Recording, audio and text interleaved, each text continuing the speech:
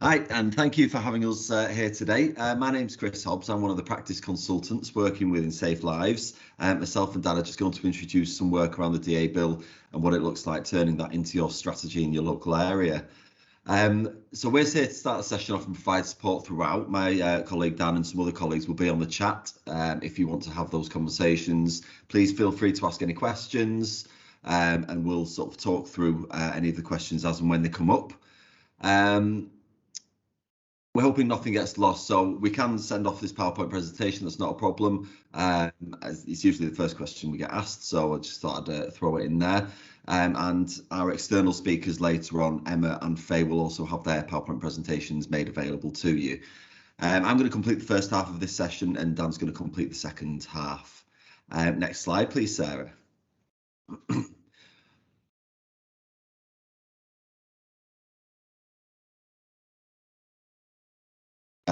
So next slide. Lovely, thank you. So this introduction to new strategy starts with the domestic abuse bill, and we're following on from our first webinar, the overview, the governance and the processes which were all discussed around the partnership board and the needs assessment. And they really need to include, and we'll talk about this a lot throughout the whole day, the lived experiences and voices of survivors throughout that partnership, throughout that strategy. We're going to talk about how that happens and when that might happen and what it might look like throughout this webinar.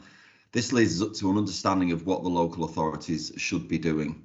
So the local authority has a commitment to manage their local offer, both responses within services, for example, assessing children as victims in their own right, and from an accommodation perspective, as well as other additions.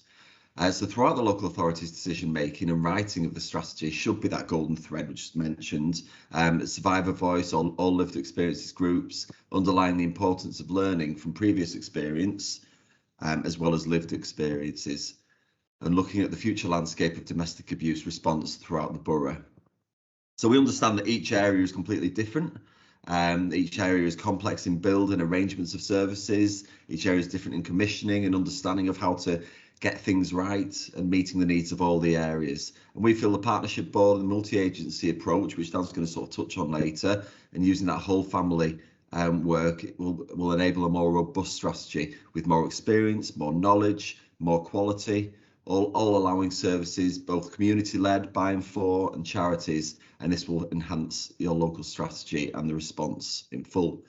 It's important to be aware not to include the wider system into discussions about the strategy just for a tick box exercise or that tokenism, but to utilise the best skill set available to you. The experiences and knowledge of survivors and of people with lived experiences is surrounded in your area, so it's in your best interests and in everyone's best interest, the local authority's best interest, local survivors groups' best interest, to really push for that inclusion and that links between the local authority and the authentic voice. Next slide, please.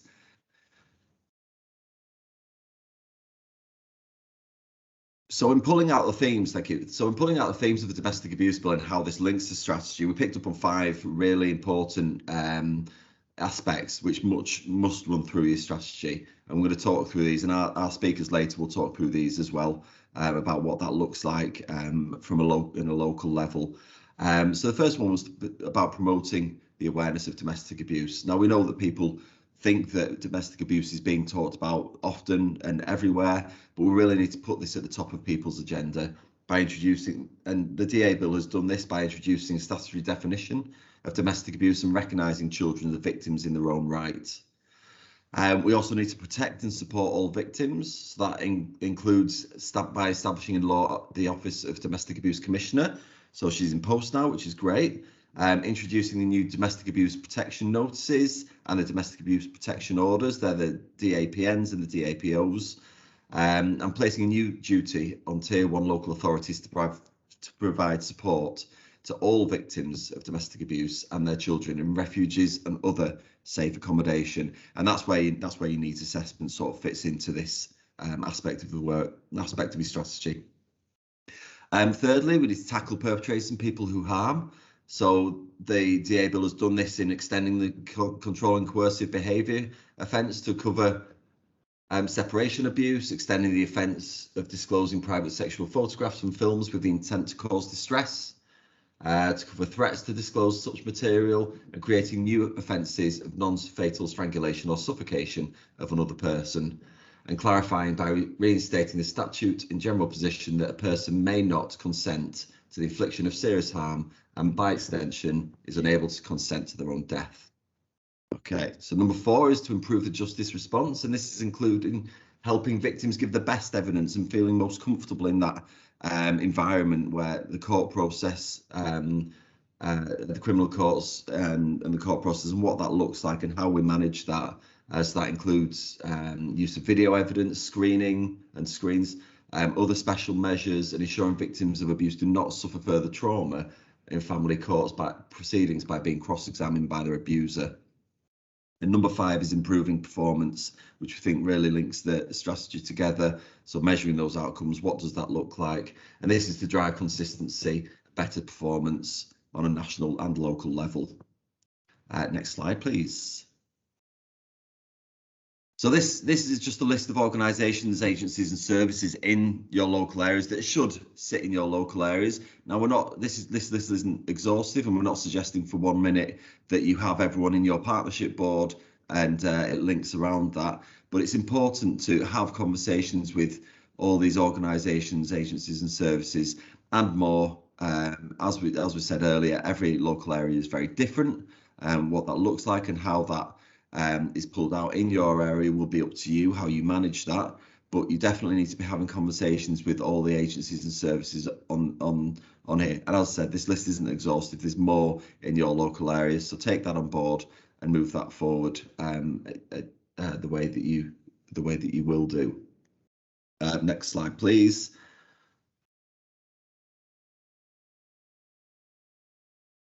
And so how can we bring this to life? So in SafeLives Systems Works, we developed some messy map approaches in order to look at what the multi-agency approach might look like. Dan's going to touch on that in a minute himself. So in discussions with local areas, we picked up on different aspects of how agencies and services interact with each other. What does that look like? And we'd like to use this as a visual aid to really decipher how to develop those links, what the strengths are, what the gaps in provision might be, and what the pathways and processes are like. Are they simple? Do they work? Are there gaps in that? Are the survivors linked in? So these message maps can be added to the needs assessment as well. So your data capture, so pulling out where your data might well be lacking, or you might well have good data provision.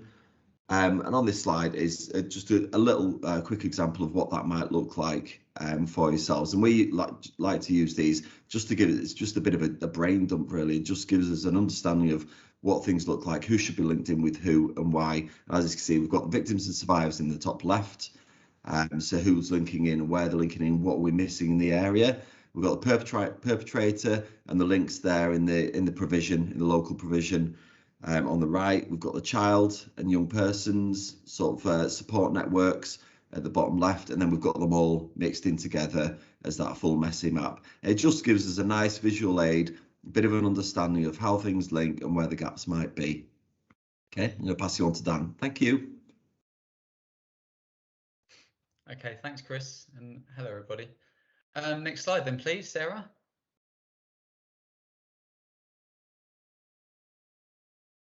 Great, thanks. So I think it's really important that when we talk about strategy, there is a sense that we all know what strategy is, but in the reality of it, that seems to be very different for different people. And I think we've got to recognise that. And also, a lot of the time, there isn't a definitive answer, and it doesn't feel tangible for everyone. But we have a real opportunity by changing the culture of how to build the strategy into our work. And yes, it is a DA strategy. And rightfully, there are many prescriptive elements within that. But how we do it can really reflect our communities and the needs in the local areas. Hence why the needs assessment for every local authority is so important. And also the commitment to our service users and the family's needs to include a way of working that is accessible for each member of the family to receive that specialist support at the very earliest opportunity and as near to preventative as possible. And that's so important in terms of within the environment so they feel safest. We also need to bear in mind for families to prosper, we need to understand individual situations and be able to support them with their recovery by working with their strengths and acknowledging their trauma that they've suffered, and provide provision and models for them to follow. And all of this within the local and the national picture, this requires a multi-agency response and that real joined up approach that Chris touched on. And working with each agency and rejecting the silo working that we can all fall into at times, but if we commit with the other agencies, we are less likely to do that, as we can, they will hold us accountable and vice versa. Next slide, please, Sarah. Thank you. So working with each member of the family is paramount. And I think most people within the sector realise that this is now the only true way to end domestic abuse for good. And the slide is an example of how we can help and how we can inform a portion of that strategy. So we must have a specialist risk-led provision, but it can't just be high risk. There has to be step-down options and recovery provision. And it must be targeted towards minority groups as well, where historically they'd be considered the hard to reach. But that's mostly because we haven't ensured services are accessible for them. We've really got to push that and ensure that's available for them. We must have age-related children's support and provision, and that's integral from nursery to teenager. Now it's within the DABL as well. We now know that children are victims in their own right, and the provision has to target that accordingly. We all know that perpetrator support is paramount if we are looking to end domestic abuse. We'll talk later about this, but the co-reduction and reviewing practice with local survivors and VAW forums is key, and that has to be built in. So almost business as usual, as opposed to the tokenistic elements we sometimes see. And we must invest time in creating the robust coordinated agency response to ensure we see the full picture within the families and the wider environments. Next slide, please.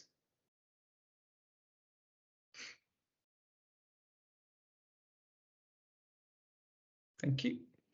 So when we talk about multi-agency, there are levels of this approach, and SafeLives has worked alongside people with lived experience, the survivors and practitioners, to co-create the set of values and principles on this slide to support multi-agency professionals to work better together.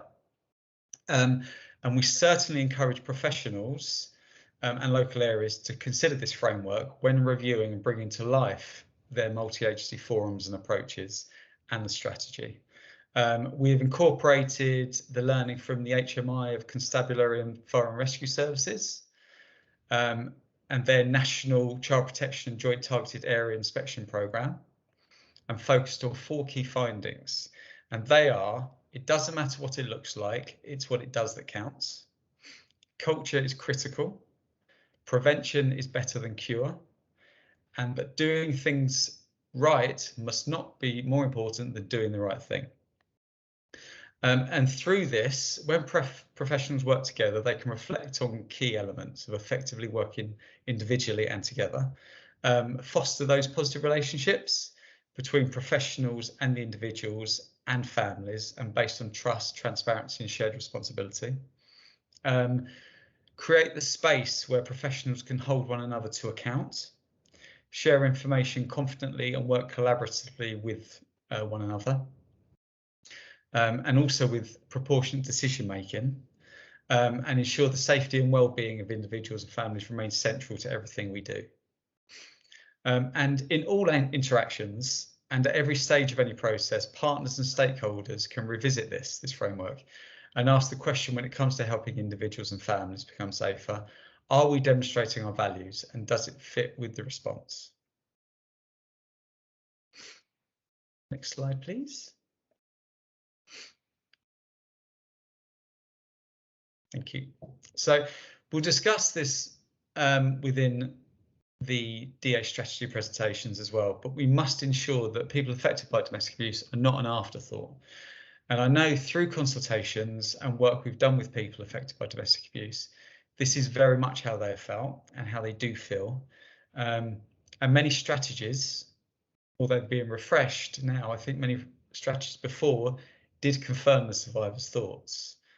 And this is paramount to ensure that wraparound support is really in place. So it's imperative that we build in time and space for survivor involvement in the decision-making process, make forums available and accessible and engaging with survivors, and there's no them and us. So we have to acknowledge that practitioners that you're working with may have been impacted by domestic abuse or are experiencing it. And also, it's important to promote safe practice in organisations, obviously for clients, we know that, but services who work with employees within those environments as well, they may be experiencing domestic abuse. So they have to feel as though they have a voice, and to be able to bring those experiences to their practice and their organisational delivery. And also then we talk about the golden thread, and this is where the process starts at the top with authentic voice and moves all the way through to the different levels, from decision making and policy all the way through to the operational delivery. And now we move on to Emma, who will talk about her area's strategy implementation. So hi everyone, my name's Emma Story and I am the Domestic Abuse and Sexual Violence Lead for Cheshire East Council, and I started in post in November 2020, so my presentation is going to include the journey that we've been on in the development of our strategy, and I'm going to initially talk about our strategy broadly, but also talk about the strategy in relation to the duty around the Domestic Abuse Act, the Part 4 duty. So I'm going to talk about that from now until, from November 2020 until now, and how we've overcome some of the challenges that we've experienced along the way, and how we've brought in meaningful survivor voice and what we're planning on doing in the future around survivor voice around that as well. Next slide, please, Sarah.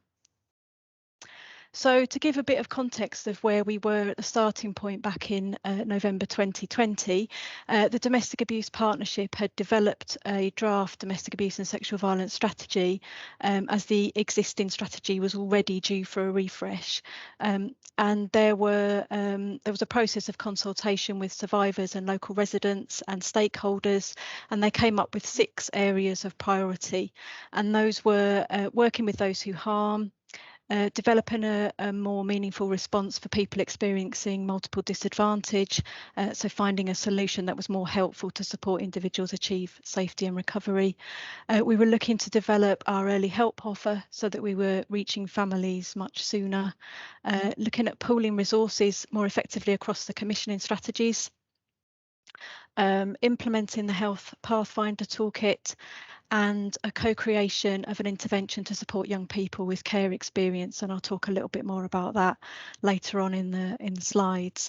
So the existing strategy didn't, however, specifically address the housing needs, although of course each of those strands will have an overlap with housing in some way. Alongside that, we also have a strong commission services. MyCWA offer a whole family approach, including interventions for those who harm, and for children and young people, and an organisation called RASASC, who provides support for children and young people and adults who've experienced sexual violence.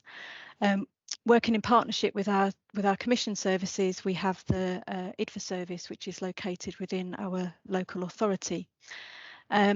We have a Domestic Abuse and Sexual Violence Partnership Board, which provided the foundation for our duty to form a board as part of the new legislation, and survivor voice is included in the board through links with the support groups that I've just mentioned, who are in our commission services.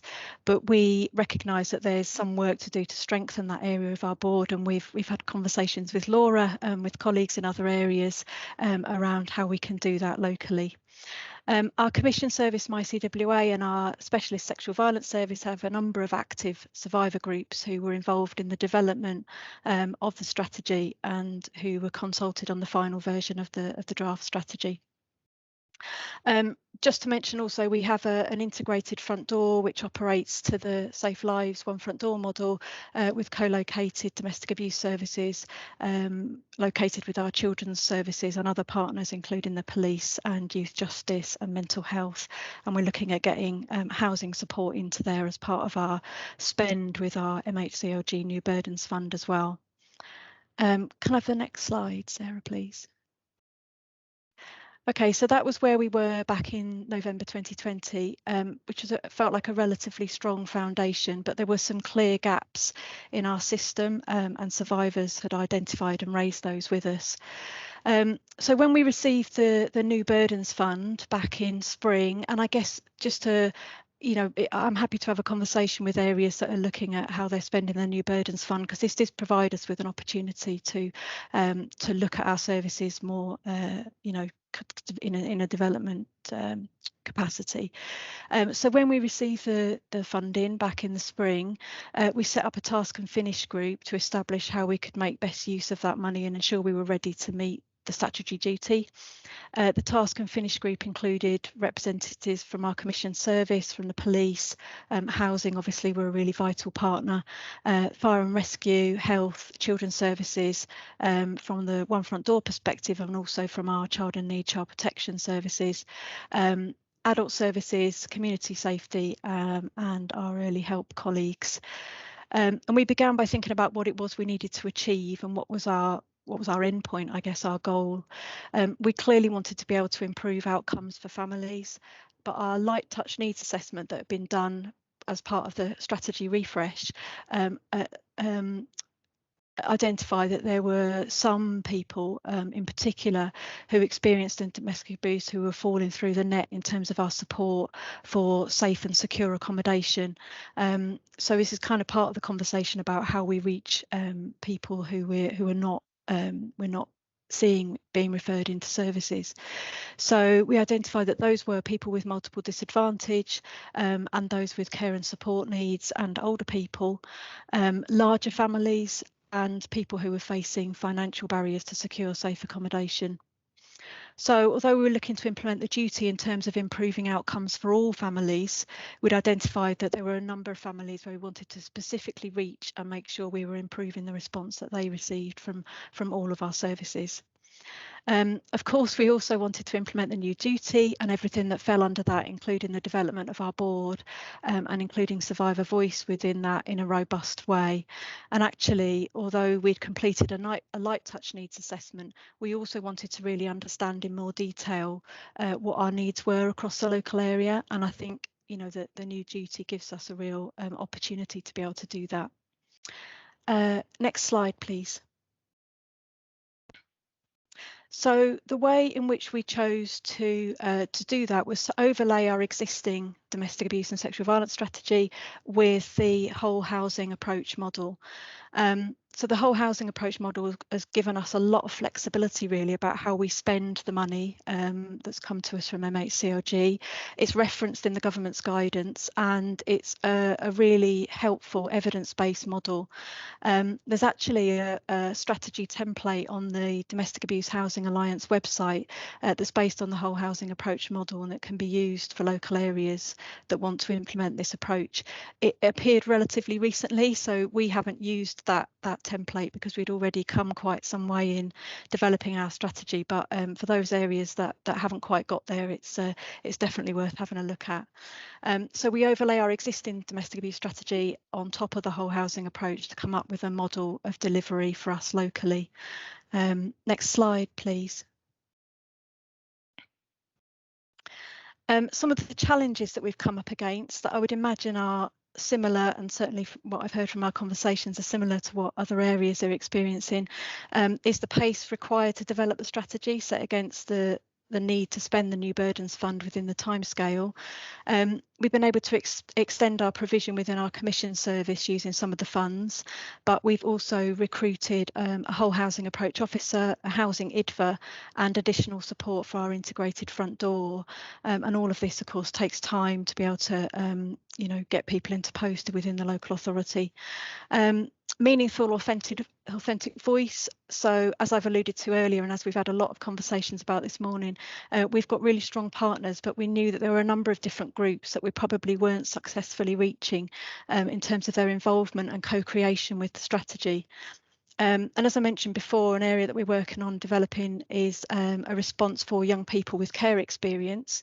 So we have now got a dedicated role to sit within our cared for and care leavers service that will focus on engaging young people with care experience and look at co-creating a bespoke response of intervention with them. And we'll use that learning to look at how we can reach and engage with young people who don't necessarily have care experience, but who we can use to gather their voice. We've also identified a number of other groups that we know are experiencing domestic abuse, because we know that from national research and data, but locally we're not seeing those people being referred into our services, and certainly not being able to reach them in terms of meaningful voice. And particular groups are our Gypsy Roma traveller community and older people. So we've made some links with our local Gypsy Roma traveller community. So again, just alluding back to the question that was posed in the interim, I think engaging with individuals who are keen to work with us within communities that are harder to reach, or who are more have reservations about engaging with statutory services. This feels like a really positive way forward for us.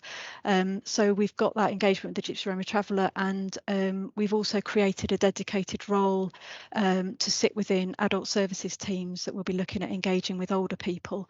And when I say dedicated role, it's really one of our IDVA. One of the members of the IDVA team will be co-located within that service. So it's a kind of a relocation of a role rather than creating any new roles. And we've also set up a mechanism so that everybody who's referred into the Multi-Agency Risk Assessment Conference will be offered an opportunity to provide feedback and get involved in having a voice.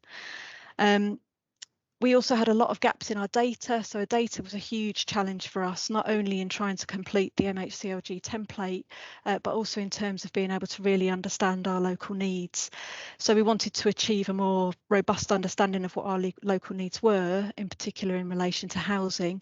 And we've got some data in terms of the number of people who are being referred into refuge, and of those people, how many of them will be able to take up a place, and some understanding of the barriers that people who were trying to access refuge were experiencing. But we have much less understanding about the number of people who experience domestic abuse, who are receiving support, who live in other housing types. And again, that's where the whole housing approach model will really help us to gather much more robust data. We've also made some changes to our local domestic abuse databases so that we can capture the journey that people experience in terms of their housing through our support. So if you've got that capacity locally, then that's quite a useful way to get better data. We also had gaps in our health data and from children's services. So again, we're working with both our health partners with the implementation of Pathfinder and with our children's services partners in terms of manipulating the databases so that we can capture the data more effectively from those teams. The restriction of the funding to support in safe accommodation was quite a challenge, but as I said before, using the whole housing approach has enabled us to use the funds more flexibly in a way that really kind of works well for us locally. The definition of safe accommodation includes providing sanctuary support, and the MHCLG's definition of sanctuary support extends beyond just providing the physical security options to providing that direct support for people to stay safely in their own homes. So we've been able to use that to provide some frontline roles. Next slide, please. So finally, I just wanted to touch on how we're looking at measuring the impact of all of this work. We've allocated some of the funds from the MHCLG funding to evaluate our whole housing approach. So this will be able to we'll be able to draw on that learning as we develop the response and apply for funding in the future. We'll be continuing to consult and gather feedback and ongoing co-creation with survivors, looking to try and reach people who in the past we haven't been able to have the opportunity to provide feedback or to co-create with us. We're as I said before, we'll have much better data and a much better understanding of where our gaps are once we've completed the robust needs assessment and done that manipulation on our case management systems. And we're looking at how we can use distance travel tools to understand what the impact is for families, and asking families at the end of the intervention what they've received from services and what the impact has been in terms of the improvement in their lives. Can I just move on to the last slide then, Sarah, please? And I just wanted to close really with a quote that I think is really powerful, and I often find myself referring back to this. And it's a quote from a relatively recent domestic homicide review for a woman who was given the Sudan in April, and it just highlights the huge gaps that we have in if you know the huge costs that we have if there are gaps within the system, and we know that there still are gaps within our systems. And I just think it's really helpful to think about where we're identifying those gaps, what mechanisms we have for ensuring the themes are escalated up through our governance structure, and you know, as we've heard a lot about accountability, if we have a mechanism for identifying the gaps and then feeding those up, and then the domestic board is then held accountable for addressing those gaps, it feels like we might actually have some movement away from this you know, this problem that we have around our systems and people falling through those gaps. So I'll just leave you with that quote, and I'm going to hand over to Faye, who's going to talk us through the work around their strategy in her local area. Thank you. Thank you, Emma. Sarah, is it all right to just get the slide up for West Sussex? Thank you. I know we're coming towards the end of the workshop, so I'm going to sort of try to give a bit of a whistle-stop tour of what we're doing over in West Sussex. So my name is Faye Mills-May, and I'm the DSVA strategic lead for West Sussex County Council, and my role sits within the community safety team. So I've been in post similarly to Emma for around about a year. But I'm quite invested in this piece of work because prior to that I came in as a consultant to do some work with West Sussex to refresh the existing strategy that we had, and specifically to do some bits and pieces with survivors, because that was an element that wasn't really present enough in our previous strategy. So what I will say is that West Sussex County Council are in quite a transformational space.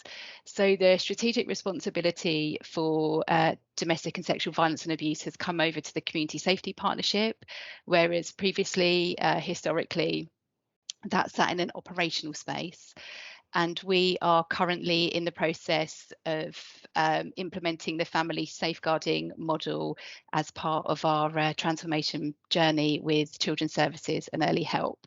So there's a lot going on, and by no means is this the finished article, but I wanted to share with you our journey so far. So could I have the next slide, please, Sarah? Okay, so we've taken a pan-Sussex approach to our strategic framework. So West Sussex County Council is a Tier 1 local authority. East Sussex is separate and Brighton and Hove is separate. Geographically, we are very, very close. We're all Sussex. And we do get an amount of movement in terms of our communities between the areas. So what we really wanted to do was take a joined up approach to this piece of work, because we felt that there would ultimately be greater benefits for us as strategic leads and practitioners, but also for the people living within our communities. So we had less people kind of falling through the gaps because they were moving around. For anybody else that has taken a similar approach, what you will know and what I would feedback is that there have absolutely been advantages to doing this, but also there have been some areas of challenge in terms of operationally. We do deliver our services completely differently. So in West Sussex, we don't commission our domestic abuse services. We provide our IDFA service as it stands in-house, so that's local authority, and we work with a number of providers. In East Sussex and Brighton and Hove, those services are commissioned. So it's been a process of negotiation. So what we've ended up with is, rather than a strategy, so to speak, we've got a framework of commonalities to hang our individualities off of. So our key objectives were to provide clear information on what our common strategic objectives are, improve our multi-agency response to domestic abuse, and to provide guidance and support to frontline professionals who have responsibilities for safeguarding and supporting victims of domestic abuse by providing clear definitions, a clear framework for a whole system change approach and family-centred working. So that's prevention, early intervention, and knowing that domestic abuse support is everybody's business. Can I have the next slide, please, Sarah? So we needed to establish our key priorities, and these are priorities that I'm very relieved and glad to hear have been common themes throughout today's workshop. So survivor voice and lived experience is at the heart of what we do, and I will go on to that point later on. Collaboration, making domestic abuse response a shared responsibility and utilising a multi-agency approach. Recognising the value and importance of by and for services and our voluntary sector partners and providers. So as part of the scoping and research work that we did before putting our strategic framework together, what we were hearing from some of our providers was that, real or perceived, there was perhaps a sense of local authority hierarchy, which I think is quite common. What we're trying to do is really reframe that and work towards a model of equal stakeholders. So that's both with our voluntary sector providers, but also utilising authentic voice and lived experience. Whole family approach was one of the priorities, and also perpetrator accountability. Could I have the next slide, please, Sarah? So what we did is we took all of that information and we identified our 4 main work streams. So for us, that has been prevention and early intervention, our provision of services, partnership working, and pursuing perpetrators. So what I can tell you is it's a document that's ever evolving, as I said in the beginning, and there has been lots of discussion around the use of that terminology, so pursuing perpetrators, as to whether that really captures accountability. So the way that we did that was that we held a number of workshops. So a lot of this work was pre-pandemic. We started the work in 2019. So we did a number of workshops, and at that time we did them in person. So they were workshops with our network of providers, so not just specialist DA services, but lots of different providers that would be also providing a service to victims, so homelessness services, substance misuse services. We did a number of workshops across the county. We also did some online consultation.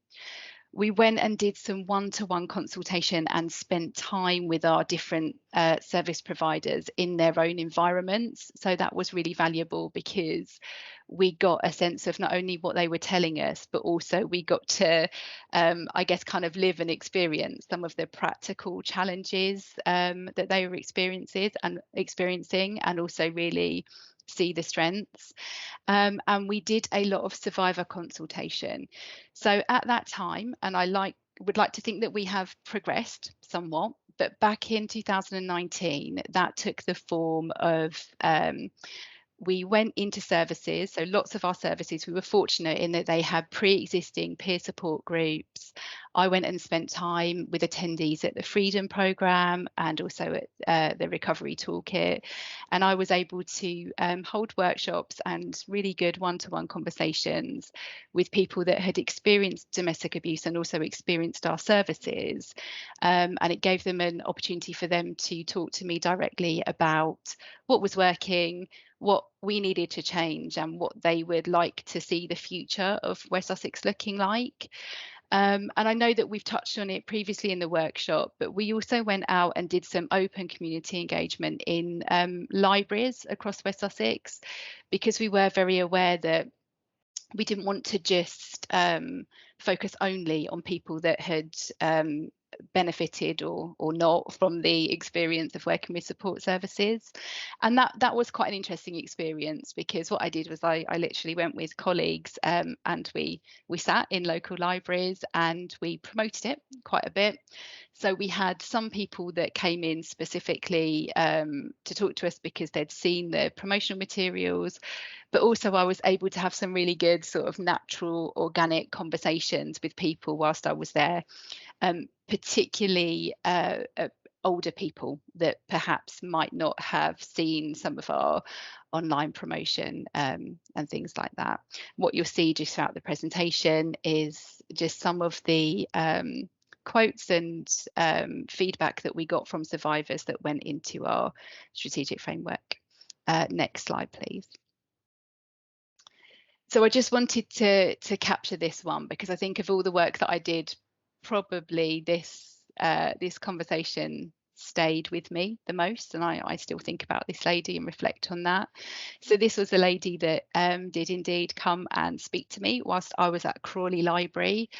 And she came over to me and she asked me what I was up to and what I was doing, and we had a really good conversation about that, and also about domestic abuse. And she told me a bit of her story, and it was really quite astonishing. So she told me that she'd lived her whole adult life in an abusive relationship, and that actually she had never known any different. She'd never had anything else to reflect or draw upon in terms of whether that was okay or normal, or whether there was something different on offer to her. And what happened for her was she was physically assaulted by her husband, and a neighbour ended up calling the police. And it was the interaction with that one police officer that said to her, actually, we can help you. There is a physical place that you can go where you can be safe. And she said to me, I said to him, don't give that place to me, because I'm old and I've lived my life, and it should go to younger women and girls, and they've got more opportunity. And he said to her, your life means something and you're worth it. And on his word, she left and she engaged with services in West Sussex. She went into a refuge and she was ultimately rehoused. So it was an incredible conversation, and it wouldn't have happened if I hadn't have been in the right place at the right time. So I just wanted to kind of put that one in there. Can I have the next slide, please, Sarah? Okay, so back to our strategic framework. So the focus on that really was that the governance and the operational structures are integrated. So that's between our community safety partnerships, our safeguarding partners, and our adult safeguarding board. So we're looking for a collaborative approach to the governance. In West Sussex, we have a DSVA strategic steering group that meets about every 3 months, and that's made up of a number of partners. I very much take on board some of the earlier feedback about practitioners not always being a party to those conversations, and that's something that I will take away from today and have a think about, because I think probably we are using that sort of traditional model of leads coming to that meeting. We have an action plan now that accompanies the strategic framework. So when we were thinking about strategy using the Mentimeter, for me it means what we want to do and how we're going to do it, basically how we're going to implement those ambitions. So we have a Pan Sussex one, and we also have an East and West one, because our demographics and our services are a bit different. All of those things feed into our partnership board, which is Pan Sussex, and that's in line with our statutory duties set out in the DA bill. And we're trying to encourage our partnerships to consider things holistically and work together. So it's a strengths-based approach, as opposed to what we have had in our area before, which is kind of services really operating and working in isolation from one another. Next slide, please, Sarah. So what we've done in terms of our statutory duty for safe accommodation in Sussex is, in the spirit of our Pan Sussex strategic framework, the Tier 1 authorities have agreed to pool our funds and work across local boundaries to implement the joined up approach. and hopefully that reduces the postcode lottery for people accessing services. We want to work together to engage our key partners, our service providers and survivors across the county to produce our comprehensive response to the new duty. So what we have done is we've utilised the Police and Crime Commissioner's Office.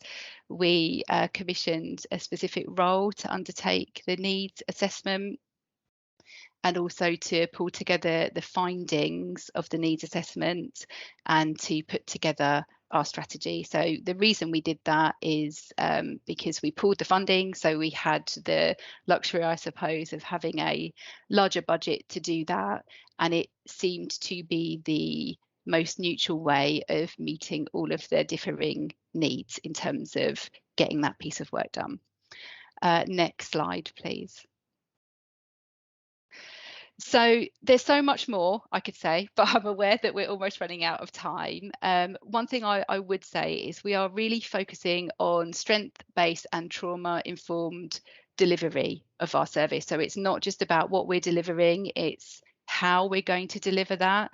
And just to touch upon the kind of overarching theme today about survivor voice, we are also using some of our funding to fund a post specifically to champion that piece of work. So if anybody is interested in that, East Sussex County Council are kindly hosting it, and it's live on their recruitment website now. But we are hopeful that that demonstrates an amount of authenticity in wanting to do more. So I've referenced in my presentation a lot of consultation. What we want to do moving forward is turn consultation into co-design and co-production. So it's been a journey. There has definitely been a process to negotiating and hearing all of the voices in the room. We want it to be authentic, genuine and real, things that are achievable and things that we can demonstrate that we're doing. We want to turn that consultation into co-production, and we want our work to be consistent, joined up and easy to access. So that's everything from me today, and I'm going to hand you back over to Jo. Thank you, Faye. Thank you, Emma. Thank you, Laura. Really useful local examples of the benefits and challenges that we're all up against. And I just wanted to say, if you are leaving, can you just give us a thumbs up or a thumbs down, because that's the only way we know whether this has worked for you. As we're doing a suite of webinars, we're trying to improve. Please contact SafeLives. If we can't help you, we hopefully will know somebody that can, and we can signpost you to areas, and we will obviously do our best to support you in the work that you're doing.